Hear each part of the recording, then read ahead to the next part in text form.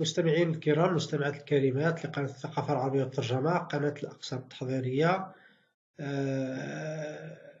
أود أولا أن أهنئكم بمناسبة حلول عيد الأضحى المبارك. كل عام وأنتم بخير. هنيئا لجميع. أعتذر لأني أصبت بزكام، وعلى كل حال الآن الحمد لله أتمثل للشفاء، وأستغلها فرصة لكي أشير بهذه القناة إلى هذا الخبر، خبر مفرح، خبر تألق طالباتنا وطلبتنا الأعزاء في المباراة الفرنسية المتعلقة بمدارس على الخصوص بولي تكنيك. إذا تابعوا هذا الفيديو تتعرفوا على هذا التألق والإنجاز الطيب. مبروك علينا وعلى جميع طالباتنا وطلباتنا المتألقين. Et voici les 3 pays les plus représentés dans les écoles d'ingénieurs françaises. La Tunisie, la Chine et surtout le Maroc qui représente plus de 21%. Plus de 21% de tous les élèves ingénieurs étrangers en France sont des élèves ingénieurs marocains.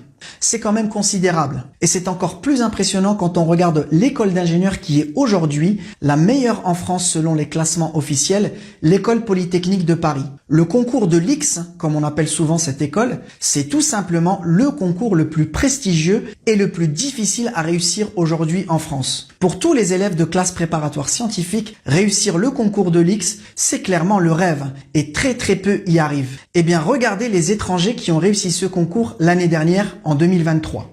Un Tchèque, un Roumain ou une Roumaine, je ne sais pas si c'est un étudiant ou une étudiante, un Libanais, un Congolais, un Chinois, un Chilien, un Algérien, un Canadien, un Autrichien, 10 Tunisiens, ce qui est déjà pas mal, et 40 Marocains. 40 Marocains qui ont réussi le concours le plus difficile en France. C'est absolument incroyable. Le niveau de cette nouvelle génération de jeunes étudiants marocains est tout simplement phénoménal. Et c'est pas moi qui le dis, c'est justement la directrice des relations internationales de l'école polytechnique, Gaëlle Le Goff. Et si vous avez vu mes précédentes vidéos sur le développement de l'industrie et des technologies au Maroc ces dernières années, vous comprenez tout de suite que c'est pas tout à fait un hasard. Et je le répète, nous sommes dans une économie de la connaissance. Ces élèves ingénieurs-là, tout comme les chercheurs, que ce soit d'ailleurs les Marocains, les Chinois et les autres, c'est clairement le nouveau pétrole du 21e siècle.